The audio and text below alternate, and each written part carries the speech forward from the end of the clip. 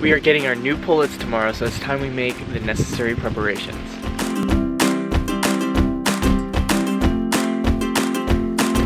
Some folks have mentioned that I didn't have enough water over my feed to get a good fermentation and that I might be inviting mold. I washed the bucket out yesterday, added new feed, and filled it with water. There's a good 4 inches between the top of the green and where the water surface is, and it's been soaking since yesterday afternoon. So I'd say this is probably gonna work out all right. I have been getting really good fermentation on the feed. I can tell by the smell of it. It has that nice fermented smell to it. I do need to be cautious though, because I'm doing these large batches at one time, and if the feed sits too long, of course it could start to mold. Good morning, little buddy. Good morning. You got the alfalfa there? Yes. Are you gonna help feed the sheep in the rain?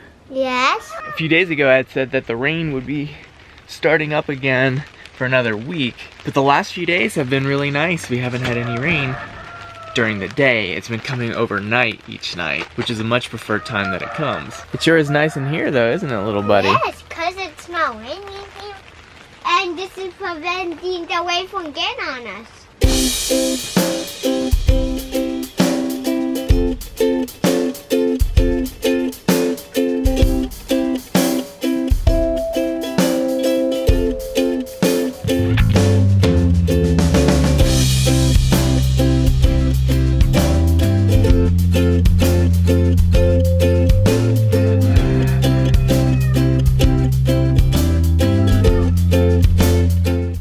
We only have one outlet in our garage. Right there. It's right between the two freezers. We need more outlet space so I can keep the electric fence batteries charging and use the compressor, whatever we need it for. One outlet in the garage, this isn't cutting it. So I called an electrician. He's coming out after lunch today. He's gonna install a couple more outlets for us. I figure we're gonna put one right over here and then maybe on the other wall. So I gotta clear some space in the garage so he can get in here. We've been having to use a power strip, which is not a good idea to be running freezers off of.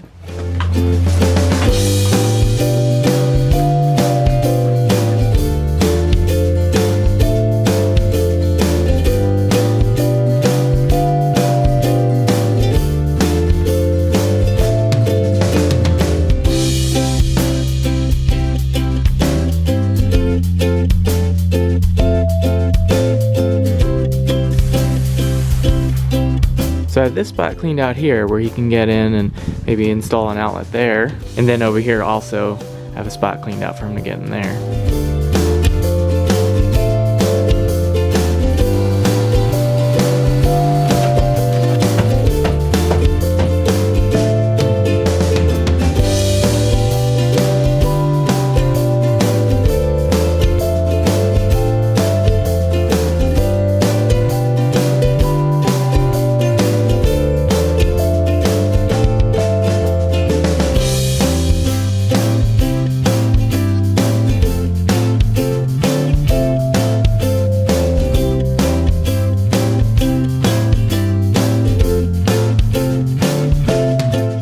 That pretty much swallowed up most of the day, so we need to hurry now to go get our supplies we need to bring home the pullets tomorrow.